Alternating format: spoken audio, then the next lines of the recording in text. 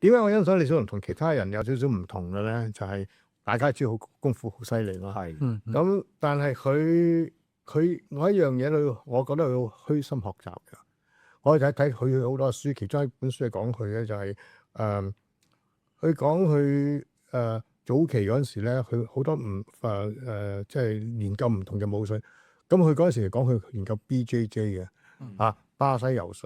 咁嗰陣時咧，完全巴西柔術冇乜人知嘅。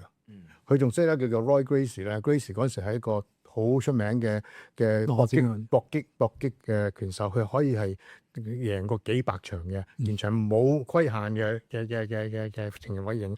咁佢喺嗰度講好仔細，佢都明白 BJJ 嗰個戰術係點樣嘅。咁我好欣賞，因為咧佢咁高功夫，佢都肯咁去想學習咧，喺呢個係好值得欣賞。另外就阿里，我好欣賞佢。阿里一個出色嘅打搏擊嘅拳手啦，